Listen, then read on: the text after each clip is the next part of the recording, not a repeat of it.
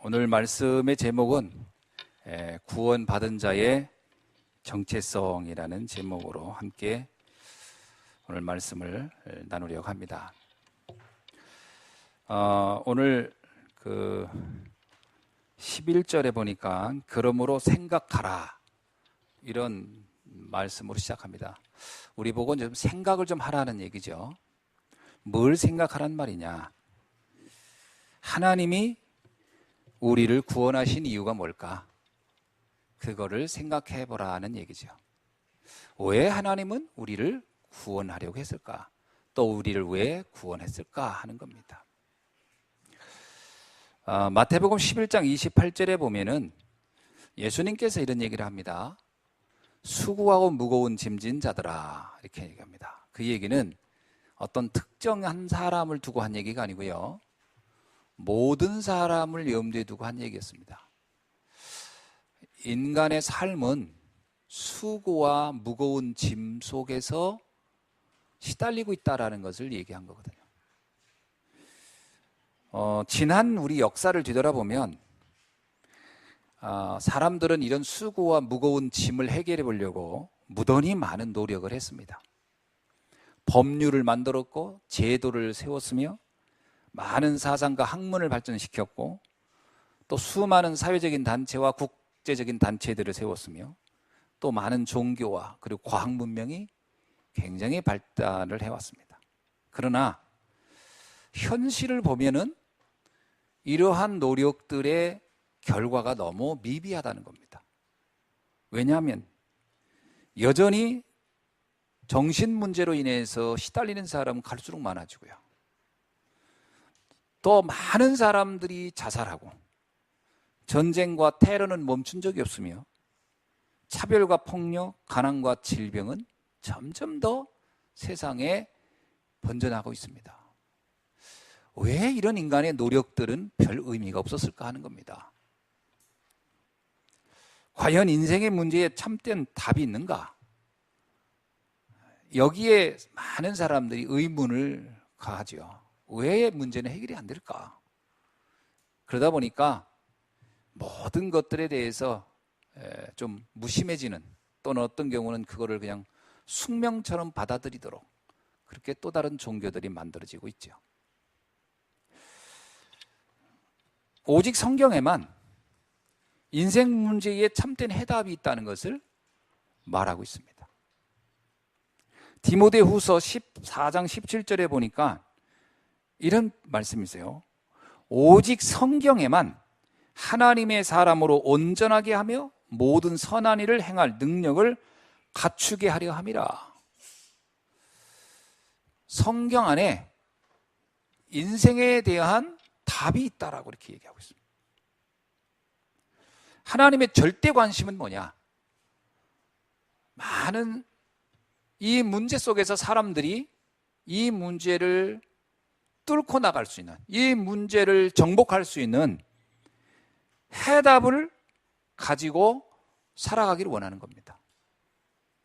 이게 성경이 말하고 있는 핵심이거든요. 많은 사람들은 성경을 이렇게 우리에게 많은 것을 이렇게 제약한다고 생각을 하더라고요. 성경은 좀 불편해요. 성경 말씀 읽으면 막 무서워요. 뭐 이런 표현을 하는데 그거는 성경을 잘못 봐서 그래요. 성경은 두 영역을 같이 기록해 놓은 겁니다. 하나는 하나님을 떠난 인생들의 문제가 뭐냐를 설명하고 있으며, 또 하나는 그 문제를 어떻게 해결할 수 있는가라는 걸 쓴 거거든요. 그러니까 인생이 왜 이렇게 시달릴 수밖에 없느냐라는 그 부분만 읽고 나서 무서워요 이러거든요. 잘못 본 거예요, 성경을. 인간의 많은 노력들이 별 효과가 없다는 걸 말하고 있는 거예요. 성경에 보면 많은 전쟁, 많은 학살, 살육 이런 일이 계속 일어납니다. 그걸 잘했다는 얘기도 아니에요. 이게 해결이 안 된다는 얘기예요. 왜 이런 문제가 끊임없이 일어나? 노예, 포로, 속국, 식민지, 그 다음에 디아스포라 이런 사건들이 일어나는데 이게 단지 이스라엘의 나라에 국한된 일이냐? 아니라는 거예요. 이 사건은 오늘 살아가고 있는 모든 사람이 다 같다라는 거예요. 우리는 이스라엘 백성만 노예 상태입니까? 아니에요. 우리 자신도 옴짝달싹할 수 없는 그 무엇으로부터 잡혀있는 인생들이 너무 많은 거예요.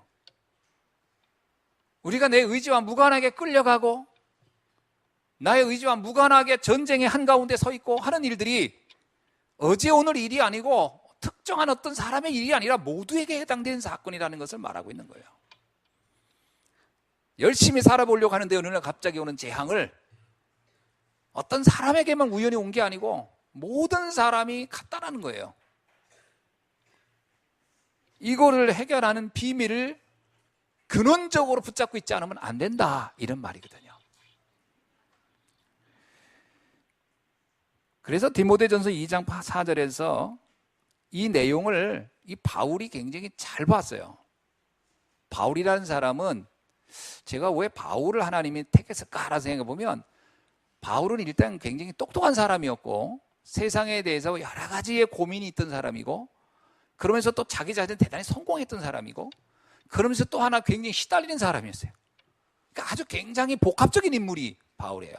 그래서 하나는 이 바울을 들어서 인생 문제를 가장 설명을 잘하겠다 싶어서 나는 이 사람을 들어 썼다고 생각이 돼요.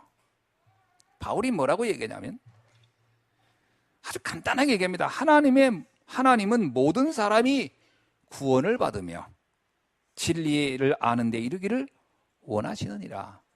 아주 굉장히 간결하게 핵심을 잘 설명했어요. 바울 자신이 복음을 딱 알고 나서 한 고백입니다. 야, 이게 엄청난 거구나. 이게 감춰진 비밀이죠, 사실은. 복음이라는 건 감춰진 비밀과 같은 겁니다. 사도행전 9장 15절에서 말하기를 이 사람은 내 이름을 이방인과 임금들과 이스라엘 자손들에게 전하기 위하여 택한 나의 그릇이라.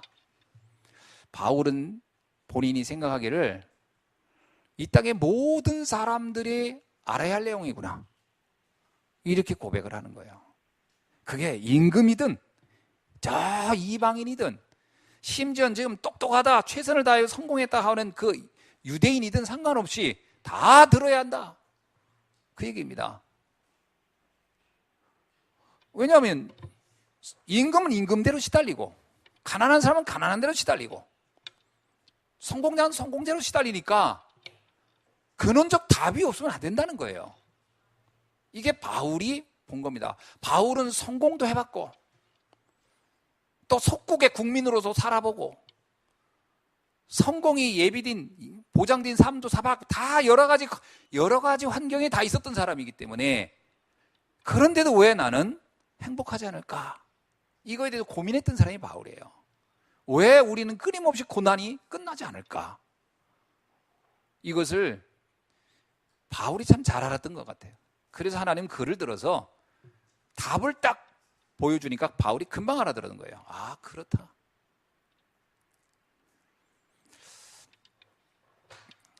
오늘 새벽에도 제가 그런 예화를 들었습니다만은 그 근본 문제를 이해하는 게 굉장히 중요하거든요. 근본 문제를 제대로 이해해야 그리스도도 잘 이해돼요. 근데 이 근본 문제는 숨겨져 있기 때문에 파악하기가 어려워요. 예를 들면 당장 이 몸이 이런데 아프다, 그러면 그건 알겠는데 뭐 갑자기 시달리고 막 악몽이 꾼다, 그러면 그건 문제니까 그만 알지만 근본 문제는 어떤 면에서는요, 이게 드러나지가 않는 거예요. 하나님을 떠난 문제, 이게 드러납니까? 당장 안 드러나요. 사단에 잡혀있다, 이게 드러납니까? 물론 가끔 뭐 사단, 귀신 시달리는 사람들이 있긴 있지만 그건 아주 특별한 경우고 그 외에 나머지는 안 시달립니다. 저는 사단을 본 적이 없어요, 지금까지. 한 번도 본 적이 없어요. 영화에서 가끔 사단이라고 나오지만 난 지금까지 사단이 그런 건 줄 알았거든요. 사단은 다 그렇게 생긴 줄 알았어요. 굉장히 막 무섭게. 근데 보니까 성경 보니까 사단은 굉장히 아름답더라고요. 광명한 천사, 의의 일꾼. 그러니까 내가 알고 있던 사단과 성경이 말하는 사단이 굉장히 다르더라고요. 다르구나. 그러니까 저 사단을 본 적이 없어요. 그렇다고 또 광명한 천사를 본 적도 없어요. 그 어떻게 이걸 이해합니까? 상 쉽지 않아요. 그럼 지옥은요? 가봤어야지. 이게 전부 다 우리에게는요, 어떤 의미에서는 실제 체험된 세계가 아니라고 볼 수 있을 만큼 알기가 어려워요. 그거는 아주 근원에 관련된 겁니다. 출발점에 관한 거거든요. 여러분, 우리 큰 강이 시작할 때는 조그만 샘에서부터 시작됩니다. 근데 이 샘이 흘러서 큰 강이 되고 막 나중에 막 경랑을 이루면서 막 바다로 향해 가잖아요. 그 강을 어떻게 해결합니까? 막 물살이 막 굽이쳐가는 거를 어떻게 그걸 해결하면, 그건 당장은 해결할 수가 없어요. 뭘 하면 되냐면요, 근원지 방향을 싹 틀면 돼요. 근원지 방향만 틀면 강은 금방 말라버려요. 근원을 건드려 놔야 그 지금 나타나고 있는 인생 문제가 쉽게 점검이 되는 거예요. 그래서 바울은 생각해보라는 겁니다. 그 근원이 뭐였던가 생각해보라는 거거든요. 그래서 그러므로 너희가, 여기 나오죠. 그러면서 우리에게 굉장히 중요합니다. 그러므로 생각하라. 너희는 그때의 육체로는 이방인이요 손으로는 육체 행할 할례를 받지 못한 무리라 칭하는 자들로부터 할례를 받지 아니하므로 무리라 칭함을 받은 자들이라. 여기서요, 그때라고 하는 거는 사실 엄밀하게 말하면 불신자 상태에 있을 때를 얘기하는 겁니다. 하나님이 떠나 있을 때, 하나님을 잘 모를 때, 이방인의 상태에 있을 때, 무리의 모습에, 무리라고 하는 그 속에 있을 때, 그때 12절에는 그때 너희는 그리스도 밖에 있었고 이스라엘 나라 밖에 있는 사람이요, 뭐 어떤 의미에서는요, 언약도 뭔지 모르고 말씀도 뭔지 모르고 그렇게 살지 않았느냐, 이런 얘기입니다. 이스라엘 밖이란 얘기는요, 성경도 모르고 있을 때 아니냐, 그리스도 밖에 하나님에 대해서 전혀 알지 못할 때 아니냐. 그래서 뭐냐면 언약의 사람들로부터는 외인이요, 이렇게 얘기합니다. 여기에 보니까 불신자 상태에 대해서 세 가지로 얘기합니다. 하나는 뭐냐면요, 이방인이요 그리스도 밖에 있었던 삶, 이렇게 나옵니다. 그리스도 밖이라는 말은 그리스도를 모른다 이런 의미로 쓴 게 아니에요. 그래서 그리스도 밖이라는 얘기는 쉽게 말하면 영적인 세계에 대해서 하나도 모를 때, 그런 겁니다. 영적인 세계에 대해서 아무것도 모를 때 그리스도를 이해해야 영적인 세계가 이해됩니다. 사람들이 그러잖아요. 난 하나님 믿어요. 그건 영적으로 아는 게 아닙니다. 그냥 막연한 상상인 것이지. 그리스도가 이해되어야 영적인 게 비로소 열리는 거예요. 솔직히 말하면요, 뭐 귀신을 시달렸다, 뭐 악몽에, 그래서 영적인 건 아닙니다. 정신적인 거지. 그거는 뇌에 대한 관련된 거예요. 그건 어떤 면에서 성장 과정의 트라우마에 관련된 것이지 영적인 건 아닙니다. 영적인 것은요, 쉽게 말하면 그리스도가 이해되어야 알아지는 거예요.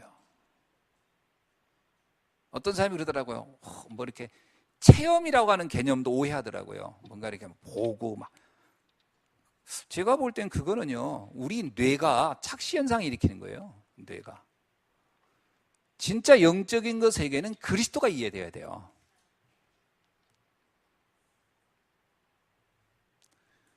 그리스도 밖이라는 얘기는 영적인 걸 아무것도 모를 때.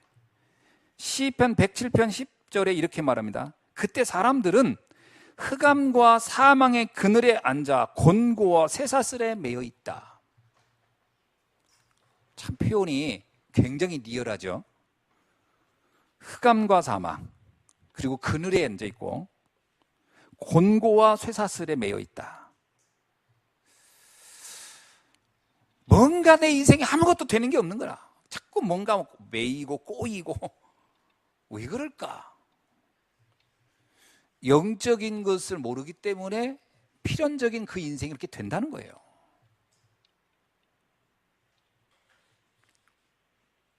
한마디로 말하면 창세기 1장 2절에 있는 거죠. 혼돈공허 흑암 상태에 있는 겁니다. 우리가 이번에 어떤 자매를 양육하는데 왜 인간은 행복이 없는가? 그랬더니 이 자매 대답이, 저는 불행하다고 생각한 적이 별로 없어요, 그러더라고요. 그러니까 첫 일과부터 힘 빠지는 거 있죠? 인간은 왜 행복이 없는가? 맞아요. 저는 행복이 없어요. 행복을 찾고 싶어 이래야 되는데 저는 불행하다 해본 적이 없어요. 아마 우리 랩런트도 그럴 거예요. 우리 현우 여기 앉아있지만 현우야 너 인생은 불행하니? 뭐 이러면 전 그런 적 없어요. 그게 맞을 거예요. 이 어린아이가 뭐 행복하다, 불행하다 이런 개념을 어떻게 이렇게 정의되겠습니까? 어른들이 살면서 이런 일 저런 일 겪다 보니까 나는 참 어려워, 힘들어 이러지. 그 전에는 그거 잘 못 느끼거든요. 그럼 뭐에 대한 얘기일까요? 인간이 불행하다는 얘기는. 사실은 어떤 면에서는 인간의 본질에 대한 실존에 대한 질문이에요. 인간의 실존에 대한 질문이거든요. 바울이 뭐라고 하냐면 로마서 7장 19절에서요. 나는 오라 곤고하도다 이런 표현을 해요. 사망에 나 있다.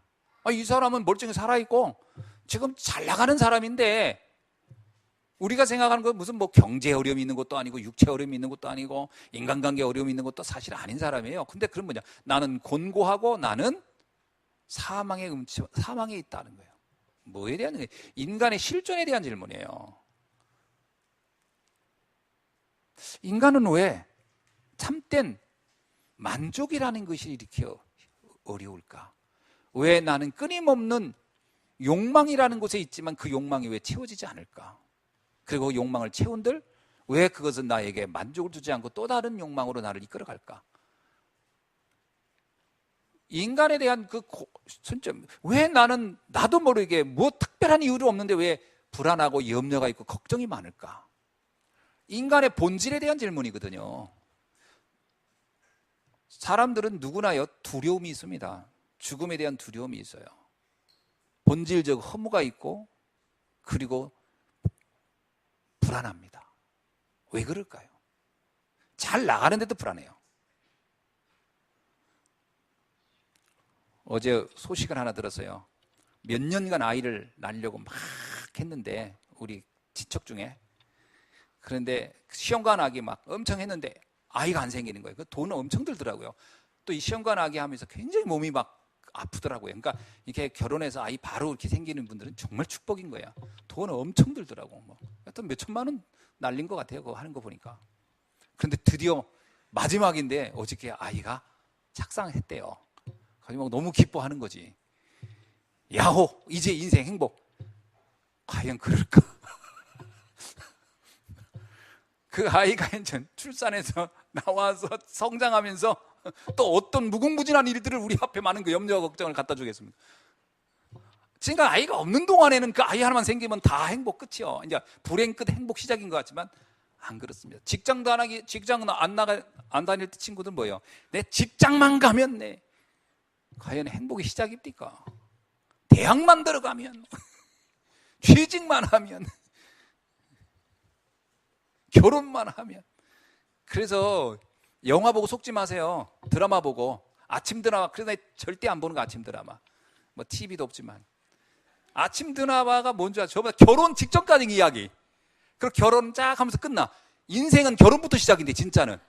진짜 쓴맛은 그때부터 보는 건데. 전부 다 사람 착각하고 있는 거예요. 연애할 때 그 달달함이 뭐 영원히 갈 것 같습니까?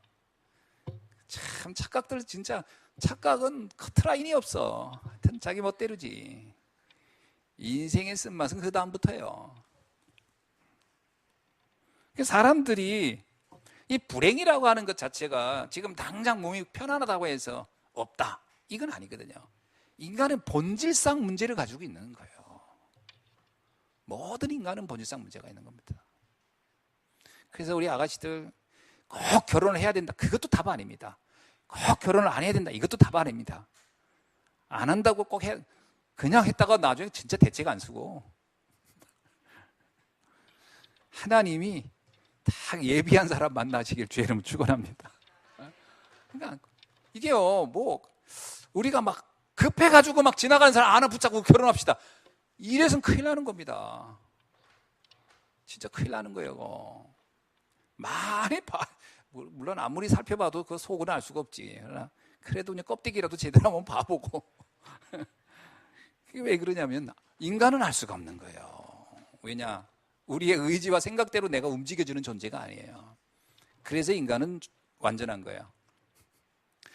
우리가 무한한 실수를 할 수 있고 무한한 선택과 이런 것들을 거절도 할 수 있고 착각도 할 수 있는 인간이기 때문에 인간이 완전한 거예요. 이해되십니까? 우리는 이렇게 어떤 조종자에서 딱 정해진 룰에 따라만 살도록 되어 있지 않는 존재. 그래서 우리는 자유로운 존재. 그래서 완전한 거 인간은. 그래서 인생에 매뉴얼이 있어야 돼요. 내 인생에 매뉴얼이 정확히 있어야 돼요. 그게 뭐냐? 우리를 창조하신 하나님과 함께하는 겁니다. 그거 이해 못하면은 굉장히 능력이 있고 굉장히 뛰어난 것 같은데 끊임없이 뭔가 나도 모르는 문제와 사건 속에 내 자신 인생이 막 빠져들어가는 거예요. 열심히 산 것 같은데 막 빠져들어가. 다 그러잖아요. 뭐 할 때 최선을 다해서 선택했다고 하잖아요. 그러나 나중에 뭐 이상하게 선택한 거 많잖아요. 나름 굉장히 많이 따져서 좋게 생각하고 계산해서 서로 족차고 했는데 나중에 그게 굉장히 엉뚱한 선택한 경우가 얼마나 많습니까? 너무 많습니다. 왜 그러죠? 우리 자신이 그렇게 완전한 존재가 아니기 때문에 그래요.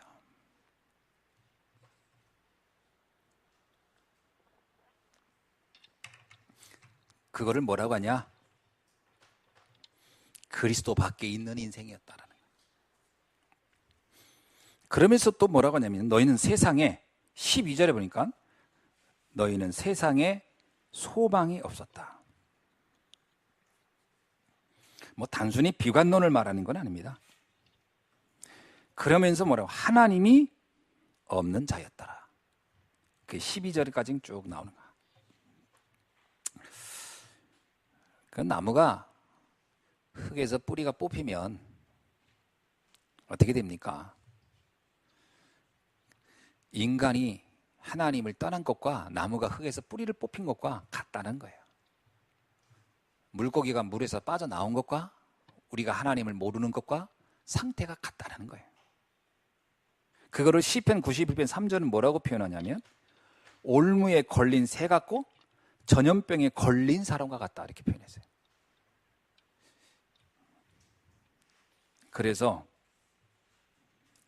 우리에게 이 올무에서 빠져나와야 되고 전염병에서 구출돼야 된다는 거예요. 그 방법이 우리에게는 없다는 거예요. 이게 지금 바울이 말하고 있는 겁니다. 생각해 보라는 거예요. 과연 거기서 내가 빠져나올 수 있겠느냐? 과연 그 문제가 내가 몸부림친다 해결되겠느냐? 그래서 어떤 면에서요, 우리가 어떤 신앙의 시작은요, 나의 한계를 인정하는 것부터 시작되는 겁니다. 아, 나는 내 노력에 한계가 있다. 그거를 이제 많이 살다가 실패한 다음에 그래, 한계가 있네 하는 거 너무 늦고요. 우리 랩런트들이 이렇게 몇 수 앞을 봐야 돼요. 이 바둑을 둘 때도 바둑 잘 두는 사람이 어떤 사람이죠? 몇 수를 앞두고 두는 거예요. 그래서 제가 친구하고 바둑 두면 제가 절대 이긴 적이 없어요. 나는 바둑이 초급이거든, 완전 초급. 그 친구는 아마 2단이거든. 걔가 이렇게 시작할 때 얘기를 해요. 내가 10집으로 져줄까? 9집으로 져줄까? 2집으로 져줄까? 자기가 계산을 해놓고 그대로 져줘. 걔는 몇 수를 다 읽는 거야, 이렇게 미리. 그럼 사는 얘기가 가운데서 져줄까? 옆에서 져줄까? 내가 여기서 이겨줄까? 저기서 이겨. 지가 내 판을 가지고 장난을 치는 거예요, 이렇게 싹.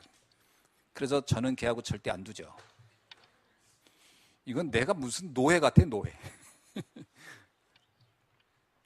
진짜 이게 인생을 좀 아는 사람은 몇 수를 보는 거예요, 이렇게. 앞서 보는 거예요. 랩넌트는 미리 인생을 막 겪고 실패하고 나서 아, 인간은 한계가 있구나. 이렇게 하면 너무 늦다는 거예요. 인생을 미리 예측해 보는 거예요. 과연 노력이라고 하는 것이 얼만큼 할 수 있겠냐? 최선을 다한다는 게 과연 어느 정도까지는 가능하겠느냐? 내 인생에 예측 못하고 오는 문제들이 과연 이게 우리 힘으로 막을 수 있겠느냐? 여러분, 내가 태어난 것도 내 선택이 아니었잖아요. 이런 환경과 여건이 내게 주어진 것도 내 마음대로 될 수 없었던 것처럼 우리에게 주어지는 운명 같은 삶은 너무 많은 거예요. 그래서 하나님의 도움이 필요한 거예요. 그거를 예측하라는 거예요.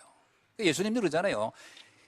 망대를 세우기 전에 그 망대를 사는 사람이 계산을 해보지 않겠느냐. 계산하고 망대를 세워. 아니, 세우지도 못할 망대를 왜 세우겠냐. 다 계산을 하고 세우지 않겠느냐. 네가 나를 믿을 때는 계산을 하고 믿어라, 이렇게 얘기하여. 정말 이분을 믿어야 할 이만큼 이유가 있는가? 그렇지 않다면 믿지 말아라, 나를. 그렇게 예수님이 말하잖아요. 계산을 하고 믿는 겁니다. 우리가 그리스도를 믿어야 할 이유를 어떤 의미에서는 예측하고 가는 거예요. 내 인생을 알기 때문에. 그 축복이 오늘 우리 렘넌트들에게 있어지길 주의 이름으로 축원합니다. 두 번째 뭐냐면, 이제는 13절에 이제는 전에 멀리 있던 너희가 그리스도 예수 안에서 그리스도의 피로 가까워졌느니라. 이제는 우리가 구원받은 상태가 됐다는 거예요. 이제는 그 구원은 전적으로 뭐냐면 그리스도의 피로 되어졌다, 이렇게 나와요. 우리의 노력으로 된 게 아니에요. 우리의 뭘 노력을 해서 힘썼더니 된 게 아니고 그리스도의 피로 된 거 아니냐, 이렇게. 은혜라는 거죠. 출애굽기 3장 18절 6월절 나오죠. 이스라엘 백성이 애굽에 430년 노예로 있다 나올 때 그들이 몸부림을 쳐서 나온 게 없어요. 왜? 노력을 해봐야 되지 않아요. 그게 그들의 상태였어요. 바로 왕이라는 엄청난 권세 앞에 노예들은 몸부림을 쳐봐야 저주밖에 안 와요. 그래서 그들은 꼼짝 못하고 있었어요. 그때 그들을 빼낸 비밀이 뭐냐? 6월절이에요. 엄청난 거죠. 그건 우리에게 많은 것을 시사하는 거예요. 우리 인생의 이 엄청난 한계가 무엇으로 해결되겠느냐? 하나님의 은혜로 되는 것이라는 거예요. 그리스도의 피로만 되는 거예요. 그래서 이거를 빨리 이해해보라는 거예요. 이걸 못 알아듣는 사람은 죽어도 못 알아듣습니다. 그래서 복음이라는 거는 어떤 면에서 설득하는 게 아니라 그냥 이렇게 뭐라고 할까요? 이렇게 그냥 딱 직감으로 깨닫는 것 같아요. 복음을 이렇게 듣다 어느 날 내가 무릎을 탁 치면서 그렇지, 이 깨달음이 오는 것 같아요. 그래서 제가 제 나름대로 저도 어느 날 복음 막 듣다가 갑자기 무릎을 탁 치면서 그렇지, 맞아, 인간은 그렇지, 내가 그랬어, 이렇게. 그래서 이걸 아하 포인트라고 했어요. 아하, 그렇지 했다고 해가지고 아이고 그렇구나 말. 그 깨달음이 있어야 되거든요. 그래서 어느 날 나는 알았네 하는 찬양이 그거예요. 그거 그냥 어느 날 아는 거지, 그걸 누가 막 설명해줘서 아는 건 또 아니거든. 하나님의 은혜가 임하면 알게 되는 것 같아요. 어느 날 나는 알았네. 그리스도의 피로. 그게 6월절의 비밀입니다. 그걸 뭐라고 하냐면 새 언약이라고 그랬거든요. 그럼 구언약은 뭐죠? 구언약은요, 선악과예요. 선악과는 구언약이고 6월절은 새 언약이에요. 왜 선악과가 구원이야? 선악과는 먹지 마라는 거예요. 너의 의지에 맡겨놨던 거예요. 인간의 의지에 맡겼던 것이 선악과였어요. 너는 먹지 않도록 해봐. 그리고 먹으면 큰일 나. 협박도 했어요. 죄송합니다. 협박이라는 게 이상하네. 결과에 대한 얘기도 해줬어요. 그런데 아담과 하와가 감당을 못해요. 왜? 인간의 의지가 얼마나 연약한지를 말해주는 거예요. 선악과가. 자기 노력으로 안 되는 거예요. 우리 인생 문제 내 노력으로 안 된다는 거예요. 그건 구언약인 거예요. 구언약. 새 언약이 뭐죠? 은혜로 되는 거예요. 근데 우리가 아직도 이 새 언약, 6월절의 언약, 그리스도의 피 언약을 받은 우리가 아직도 구언약에 머물러 있는 사람이 너무 많아요. 뭔가를 해야 된다고 생각하는 거예요. 자꾸 인생 문제를 뭔가 노력해서 해결해야 된다는 사람이 너무 많아요. 그걸 뭐라 하냐, 시내산에서 아직 못 내려온 사람이 갈보리산으로 가야 되는데 시내산에 머물러 있어 아직도. 그러니까 고달프지. 갈보리산하고 가면 그냥 끝나는 건데, 산도 산 나름이라 빨리 옮겨 타야 돼요. 어디요? 하나님의 은혜의 산으로. 그러면 왜 시내산에 있죠? 자기의 의가 강해서 그래요. 아직도 난 내가 해볼 게 있을 것 같아. 내 노력 아직 멀었어. 더 해봐야지. 그런데 안타까운 것은 그 노력이 그닥 효과가 없다라는 겁니다. 그러면서 뭐라고 얘기하냐면 여기서 이렇게 얘기합니다. 15절에 보니까요, 법조문으로 된 계명의 율법을 폐하셨으니. 아멘. 법조문으로 된 율법, 계명의 율법을 폐했다는 거예요. 누가요? 그리스도가. 사람의 율법을 행함으로, 율법을 잘 지킴으로 의롭게 될 수 있는 사람은 지구상에 단 한 명도 없습니다. 율법은 인간을 의롭게 만들 수 있는 그 기능이 없어요. 우리가 열심히 착하게 살려고 해보세요. 그거로는 착해질 수 있는 한계가 명확해요.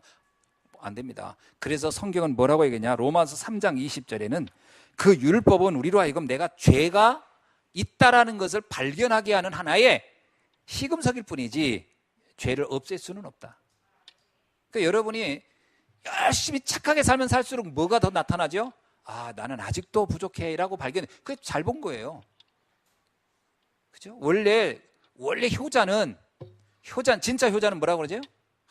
나는 아직 불효자야. 이게 효자라잖아요. 근데 진짜 불효자는 뭔지 아세요? 난 할 거 다 했어. 이런 이렇게 불효자라. 그러니까 자기 한계를 모르는 사람이 그게 문제라잖아요. 진짜 애국자는요. 나는 국가로 해서 한계 없어. 이게 애국자인데, 이게 애국자 아닌 인간들은 내가 국가로 해서 할 거 다 했어 하는, 즉 자기가 다 했다고 하는 사람들. 그러니까 진짜 애국자는 자기가 아직도 부족하다.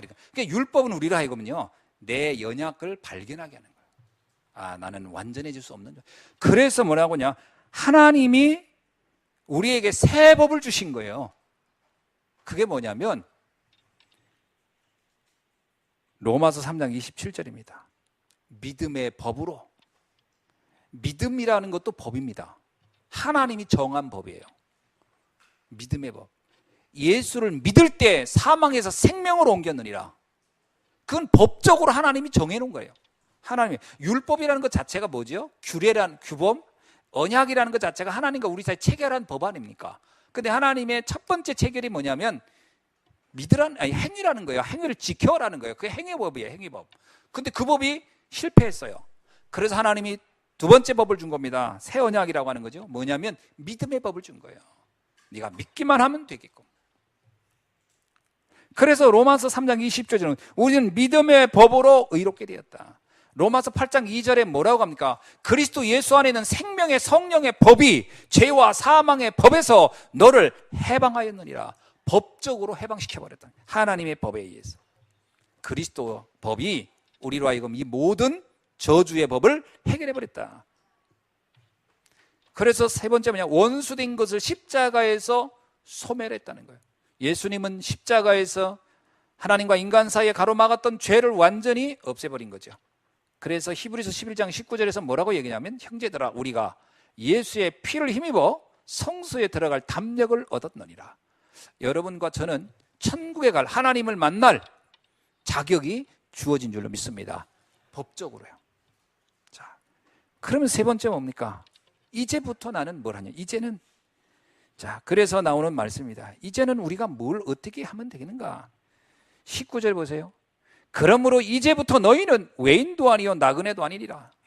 그렇습니다. 이제는 달라진 거예요. 그 그리스도로 완전히 달라진 인생인 거예요. 저와 여러분은 새로운 피조물입니다. 아멘입니까? 그걸 여러분이 정말 믿으셔야 돼요. 나는 완전히 새로운 시작을 할 수 있는 사람이다. 새로운 시작이 된 거예요. 그런데 이 새로운 시작의 방법이 뭐죠? 노력이 아닙니다. 구원받은 사람에게 새로운 시작은 노력이 아닙니다. 여전히 믿음입니다. 믿을 때 하나님의 영광을 보리라. 믿음이 모든 것의 시작이에요. 그래서 여러분 홍해 앞에서 모세가 말했어요. 오늘 하나님이 하실 걸 넌 믿으라. 그리고 기다려봐라. 그러면 될 거라는 거예요. 새로운 시작의 가장 중요한 건 믿음입니다. 그래서 초대교회 성도들이 뭐라고 예수님께 그랬잖아요. 예수님이 초대교회 성도들한테 아버지께서 약속한 것을 기다리라는 거예요. 뭘 하지 말고 기다리라는 거예요. 뭐 하면서? 믿으면서. 그래서 그들이 모여서 기도했더니 어떻게 해요? 오순절 날이 이미 이름에 하나님의 역사가 시작되는 날이 왔어요. 여러분이 잘 뭔가 모르겠다 그러면 내가 구원받은 게 분명한데 그럼 내가 이제부터 뭘 해야지? 라는 분들이 있을 거예요. 믿으면서 기다려보세요. 굉장히 중요합니다. 그랬더니 또 아무것도 안 하고 그냥 믿습니다 하고 앉아있다는 얘기는 아니고 내 할 일을 하는 거죠. 그러나 하나님이 할 걸 믿으세요. 어떻게 내 역사를 나를 통해 하나님이 어떻게 우리 가문을 바꿀 것인지, 우리의 현장을 바꿔갈 것인지, 우리의 미래를 어떻게 바꿔, 우리 후대를 어떻게 바꿀 믿으시기 바랍니다. 하나님이 하실 걸 믿으세요. 여기서 분명히 말하잖아요. 너는 외인도 아니요 나그네도 아니라 하나님의 권속이라. 하늘의 시민이며 하늘의 권속이다. 아멘. 놀랍잖아요. 저와 여러분은요 이미 우리의 소속이 바뀐 거예요. 저와 여러분은 천국 백성이 되었고 하나님의 그 백성이 된 거예요. 걱정할 게 없는 겁니다. 저는 이 말을 들을 때 되게 좀 선명히 이해가 안 되더라고요. 천사가 우리를 도울 것이다. 여러분 믿으십니까? 천사가 우리의 인생을 인도할 것이다. 근데 천사도 안 보이는 존재거든요. 그러면 하나님의 역사를 감당하는 영적 존재가 우리를 도울 거라는 거예요. 믿으시기 바랍니다. 그건 믿을 때만 그의 활동을 아는 거예요. 믿지 않으면요 절대로 알 수 없는 세계예요. 그게 어디 나오냐면요 도단성에서 나오잖아요. 도단성에서 아람 군대가 막 쳐들어왔을 때 그 게하시라는 그 하인이 그럽니다. 큰일 났습니다 주인님, 뭐 그냥 적군이 가득합니다. 그때 엘리사가 뭐라고 합니까? 야, 눈 감아다 다시 떠봐. 그 얘기는 단지 눈 감아다 떴더니 보였단 말이 아니에요. 진짜 하나님이 뭐라고 하는지 한번 믿어봐. 눈을 감았다 딱 뜨니까요 불말과 불광과가 도단성을 확 감싸고 있었잖아요. 우리가 믿을 때에 하나님의 역사를 보게 된다는 겁니다. 한번 믿어보세요. 그걸 못하는 게 불신앙입니다. 왜 불신앙이 생기죠? 내 생각 때문에, 내 편견 때문에. 되겠어? 그게 막 되겠어? 한번 안 믿어지거든요. 믿었음으로 응답받은 사람들 얘기를 한번 들어보세요. 주변에서. 그 간증 들어보면 또 생각이 바뀌질 거니까 좀 들어보세요. 믿을 때 어떤 일들이 내 인생 속에 일어났는지. 옛날에는 제 얘기도 많이 했지만 이제 더 이상 할 수가 없어요. 여러분, 그 다음에 두 번째 뭐냐? 사도들과 선지자들의 터 위에 세워졌다. 아멘. 너희는 사도들과 선지자의 터 위에 세움을 입은 자다. 이게 무슨 얘기입니까? 이 하나님의 역사의 지속성이에요. 무슨 얘기냐면 과거에 여러분 사도들에게 일어난 일들 아십니까? 모릅니까? 알잖아요. 사도들에게 일어난 일, 초대교회 성도들에게 일어난 일 알죠? 그러면 그 이전에 성경의 구약에 있는 믿음의 렘넌트 7명이 일어난 일을 알아요? 몰라요? 일어나죠. 그 일이 그 지속성이 그와 같은 역사가 지금 너희들의 동일하게 일어난다는 거예요. 그 터 위에 너희들도 있다. 그 흐름 속에 너희도 있다. 이 말이거든요. 저와 여러분은 똑같습니다. 그 성경에 나오잖아요. 엘리야와 우리가 다른 게 하나도 없다. 성정이 같다. 인간 똑같은 인간이다. 그런데 어떻게 엘리야는 그런 응답을 받고 나는 그런 응답이 없느냐? 차이는 하나밖에 없다는 거예요. 그는 믿었고 우리는 믿음이 없었던 것이죠. 아멘입니까? 그래서 뭐냐면 그 선지자들과 사도들의 사도들과 선지자들 터 위에 우리도 있느니라. 그 지속성입니다. 역사의 지속성. 하나님은 사도들과 선지자들에게 역사했던 하나님이 우리에게는 안 한다? 그런 법은 없는 거죠. 똑같은 언약의 백성이고 똑같은 하나님의 자녀인데 하나님이 그들은 차별합니까? 아닙니다. 차별하지 않는 그 역사 속에 너희도 있느니라. 여러분을 통해서도 오순절의 역사는 일어날 줄로 믿습니다. 예. 여러분을 통해서도요 문화를 바꾸고 시대를 바꾸는 일들은 일어날 겁니다. 아무리 세상이 흑암이 가득할지라도 언약 가진 백성들이 그 시대의 흑암을 무너뜨리고 바꾸는 일을 그때도 했고 지금도 앞으로도 일어날 것으로 믿습니다. 그렇죠? 요셉 하나가 시대를 바꿨잖아요. 여러분도 바꿀 수 있는 거죠. 그들과 내가 다른 점이 뭡니까? 어떤 면에서 여러분이 요셉보다 훨씬 나은 조건인데요. 요셉을 부러워하지 마십시오. 우리가 동일한 이 언약의 흐름 속에 있는 것이다. 아멘. 자, 그러면서 말씀이 뭐라고 얘기하냐? 21절로 22절입니다. 그 안에서 건물마다 서로 연결하여 주 안에서 성전이 되어가고 너희도 성령 안에서 하나님이 거할 처소가 되기 위하여 그리스도 예수 안에서 함께 지어져 가느니라. 아멘. 하나님은 우리를 통하여 하나님의 세상 복음화의 세계 복음화의 구속사의 역사를 이루어 가신다는 거예요. 저와 여러분은요 하나님의 구속사, 하나님의 세계 복음화를 향한 그 역사의 주인공이 선택된 겁니다. 주인공으로 저와 여러분이. 믿으십니까? 아멘을 별로 안 하시는 거 보니까 긴가민가 하신 것 같은데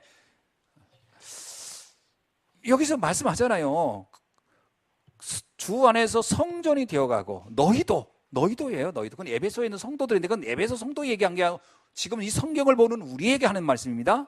당신들도 너희도 성령 안에서 하나님이 거하실 초소가 되기 위하여 그리스도 예수 안에서 함께 지어져 가느니라.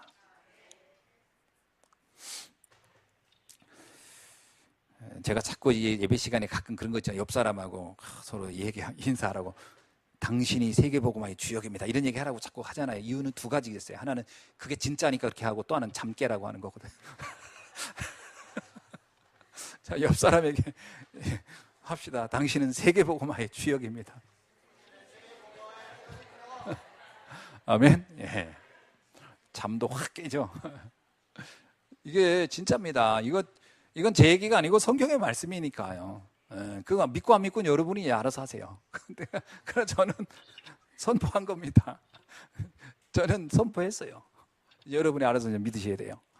자, 결론입니다. 이제부터 증인의 삶을 이제 살아야 할 겁니다. 우리 현장을 가만히 보세요. 여러분 주위를 조금만 주의 깊게 보세요. 어떤 상태인가? 어떤 상태예요? 사람들이 대부분이 지금 시달리고 있어요. 뭐라고 설명할 수 없는 문제들로 시달리고 있어요. 근데 그 시달리는 사람들이 특별히 뭔가 부족하거나 잘못해서가 아니에요. 딱 하나, 그거를 헤쳐나갈 비밀을 몰라요. 그래서 성경에 이렇게 나옵니다. 로마서 8장 19절에 피조물들이 고대하는 바는 하나님의 아들들이 나타나는 것이니라. 인생의 진정한 답을 가진 사람들이 나타나서 도와주기를 그들은 고대하고 있다는 거예요. 여러분들을 사람들은요 사실 기대하고 있는 거예요.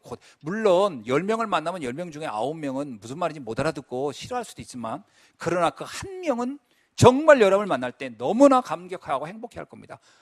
그들이 예비되어 있어요. 한 명이 예비되어 있어요.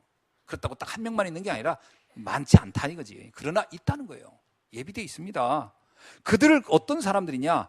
여러분이 만나는 사람들 가운데는요 예비된 자, 충성된 자, 갈급한 자가 있어요. 잘 보셔야 됩니다. 여러분이 어쩌면 관심 없이 지나쳤는지도 몰라요. 이런 사람이 있어요. 막 나한테 막 짜증내고 막 이런 사람이 있어요. 그러면 여러분 이렇게 생각하거든요. 이 사람은 나한테 왜 무슨 억한 심정이 있어 나를 싫어하지? 아닙니다. 나를 싫어하는 게 아니에요. 어쩌면 내가 제일 만만한 거예요. 만만한 건 무시했다가 아니라 편한 거예요.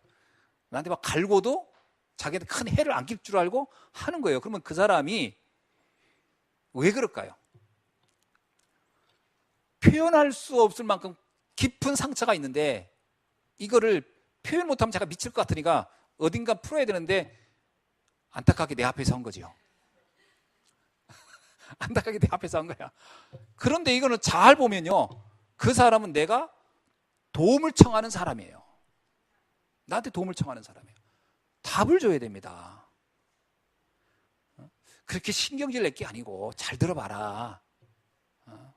너하고 나하고 원수대에 살 상황이 아니고 잘 들어봐라. 그걸 복음을 설명해 주세요. 왜 인생이 이렇게 살아야 되느냐. 그거 아니지 않냐. 답을 주세요. 성경에 나오죠. 원수가 변해 친구가 되는 거라고요. 바울이 변해서요 초대교회 최고의 동역자가 됐어요. 그러니까 잘 보세요. 여러분 주변에 자꾸 내 주변에게 얼쩡대는 사람들 있죠. 하나님이 계획을 가지고 보내준 사람인 줄 믿으시기 바랍니다. 답을 주셔야 돼요. 피곤하다 이러지 말고 답 주셔야 돼요. 그럼 진짜 뭐 나를 괴롭히려고 하면 어떻게 해요? 답을 주면요 답을 딱 들어보고서 여러분에 대해 견적이 나와요.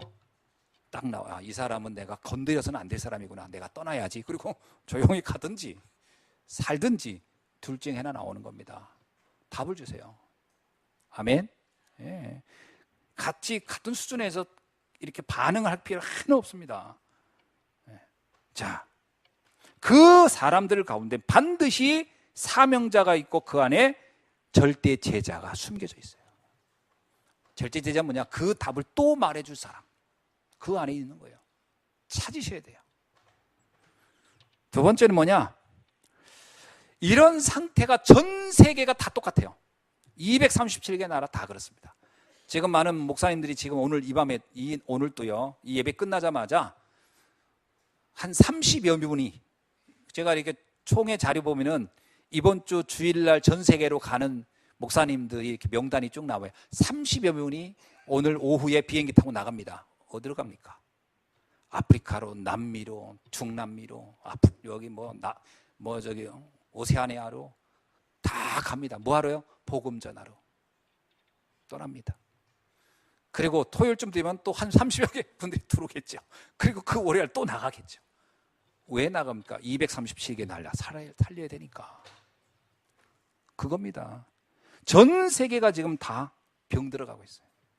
똑같습니다. 답 없어서. 뭐라고 얘기하냐면요, 그리스도께서 교회의 모퉁이 돌이 되으셨다 그랬어요. 이 세계를 살리는데 가장 중요한 기초가 뭐냐? 교회입니다. 그래서 여러분이 교회의 축복을 가지고 세계 살리는 주인공이 되길 주의 이름으로 축원합니다. 네. 그래서 우리에게 교회라는 어마어마한 축복을 주셨어요. 그래서 오늘 이 자리에 여러분이 함께한 건 정말 축복 중에 축복인 줄로 믿습니다. 마지막입니다. 이 복음이 이 시대뿐만 아니라 다가올 세대, 후대에게 전달되어야 돼요. 그래서 우리는 렘넌트 운동을 하는 겁니다. 여러분, 이 렘넌트 운동이라고 하는 것은요, 미래를 살리는 최고의 키예요. 그래서 지금 이번에 WRC도 하고 또 뭐 여름 성경학기도 하고 하는데 이게 전부 다 후대 살리는 시스템입니다. 그리고 관심을 가지고 기도도 하시고 또 참석도 하시고, 뭐 등록을 안 하신 분들은요 그냥 하루 정도 왔다 가셔도 돼요. 오시면 됩니다. 그러면 다 들어가는 방법은 이미 와 있는 분들이 이미 알고 있을 겁니다. 그 방법은 제가 말을 안 할 겁니다. 다 이렇게 하면 또 들어와서 같이 은혜도 받을 수가 있고 다 합니다. 한번 오셔서 한번 보세요. 전 세계 렘넌트 2만여 명이 모여서 어떻게 응답받고 있는지, 그들이 왜 모여서 전 세계에서 모여서 이 말씀을 들으려고 하는지 보셔야 됩니다. 그리고 여러분 있는 현장에서 생명 살리는 복음 운동을 하셔야 돼요. 여러분 있는 현장에서 말씀 듣고 싶은 사람들한테, 그래서 여러분 현장에 마가 다락방에 모였던 그 다락방 운동을 펼치셔야 돼요. 아이들은 아이들대로, 그러니까 여러분 자녀가, 내 아이가 초등학생이다 그러면 초등학생 친구들 불러 모으세요. 내 아이가 중학생이다 중학생 아이들 불러 모으세요. 내 아이가 고등학생이다 고등학생들 불러 모으세요. 그 아이들에게 답을 주셔야 돼요. 불러 모아서. 한 명이 돼도 상관없어요. 그 아이가 답을 정확히 알면 걔는 또 다른 아이를 불러올 것이고요. 그래서 그 주변에 말씀이 막 번져야 돼요. 어떻게 해요? 누룩처럼 확 번져야 돼요. 여러분 하셔야 돼요. 여러분 하나가, 내가 만약에 극동 아파트 살았다. 극동 아파트에 사는 동안에는 이 누룩을 확 번뜨려 놔야 돼요. 복음을 확 전해 놔야 돼요. 그걸 어디부터 시작하냐? 다닐 필요가 없어요. 집에 있으면 사면 돼요. 아이들 오라고 하세요. 맛있는 거 해주면 돼요. 내가 제일 잘하는 거 하나면 돼요. 내 족발을 잘한다면 족발을 하나 해가지고 주시고 아이들에게 복음 전하시면 돼요. 그러면 됩니다. 그거 하시라고요. 그리고 치유하는 일을 해주셔야 돼요. 아이들이 의외로요 너무 많이 상처가 많아요. 그래서 상처의 특징이 있습니다. 아이들의 상처는요 뭐 반항도 있고 뭐 있겠지만 무기력이에요. 무기력이고요, 뭘 해야 될지 몰라요. 그 아이들이 게임 하는 거 그거 너무 나무라지 마세요. 애들 그거 안 하면 걔들은 돕니다. 그거라도 해야지. 지금 그 상태에서는 그거라도 해야지. 그것도 못하게 해보세요. 그럼 못 견뎌요.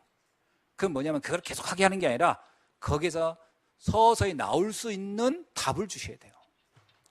그래서 미션홈을 하는 겁니다. 제가 아는 목사님이 저보고 그러더라고요. 왜 예수와 함께 미션홈 어떻게 할 겁니까? 그랬는데 우리 하고 있는데 그거 말고 학생들, 대학생들도 모으고 하는 미션홈 좀 해주세요. 그래서 그래? 해야 되겠네. 그랬더니 내가 지나가는 말로 어디서 하면 좋을까? 그랬더니 두정역 근처다 해주세요. 그러더라고요. 왜냐 했더니 전국에 있는 학생들 왔다가 바로 타고 탁 갔다가 이렇게 올 수 있도록 두정역역에 있는 아파트 좀 하나 얻어주세요. 딱 그러는 거예요. 그래서 내가 그래 알았어. 내가 그러고 말았거든요. 근데 가만히 보니까 이게 하나님의 음성인 거예요. 해야 되겠다 싶은 생각이 들더라고요. 그래서 내가 기도 중에 있습니다. 두정역에 있는데 하나 얻어서, 대학생들 서울에 있는 대학생들도 많잖아요. 딱 있게 하고. 그 사역자가 그랬는데 가만히 생각하니까 간단해요. 지금 훈련받고 있는 대학생들이 있어요. 괜찮아요. 걔들 보고 너 들어와서 있어. 그러면서 애들 사역시켜. 그러면 할 것 같더라고. 그렇게 하는 거죠. 급한 거예요. 애들 치유해 줘야 돼요. 그러면서 거기에 우리 학생들, 중학생들, 고등학생들 중간중간 끼어 넣는 거죠. 이렇게 같이 선배들하고 있으면서 그거 해야 됩니다. 안 하면 안 돼요. 후대 빨리빨리 치유해야 돼요. 지금 아이들이 막 커가고 있는데 아이들이 거의 마음의 상처. 이 상처가 우리 부모가 줬다고 할 수도 없어요. 그냥 세상이 그냥 주는 거예요. 세상이 아이들한테. 그거를 우리가 바꿔줘야 됩니다. 이런 사역들이 앞으로 우리 교회에서도 되어져야 할 줄로 믿습니다. 이건 놓고 우리 전체가 한번 기도하면서 응답받는 축복이 있어지길 주의 이름으로 축원합니다. 기도하겠습니다. 하나님 감사합니다. 정말 하나님께서 구원받은 자의 정체성을 알게 하여 주셔서 하나님의 은혜로 구원을 받았는데 이 구원의 비밀을 알지 못해 수많은 사람이 무너지고 있습니다. 그들을 살리는 비밀을 우리에게 알려주셨사오니 이 일을 감당할 수 있도록 축복하여 주옵소서. 이를 위해 우리 예수한교회 성도들이 원내스 되게 하시고 함께 기도를 모으게 하시고 헌신을 모으게 하여 주셔서 하나님의 큰 소원을 절대 소원, 절대 불가능을 절대 가능으로 바꾸는 응답의 주역이 되게 하옵소서. 예수 그리스도의 이름으로 기도하옵나이다. 아멘.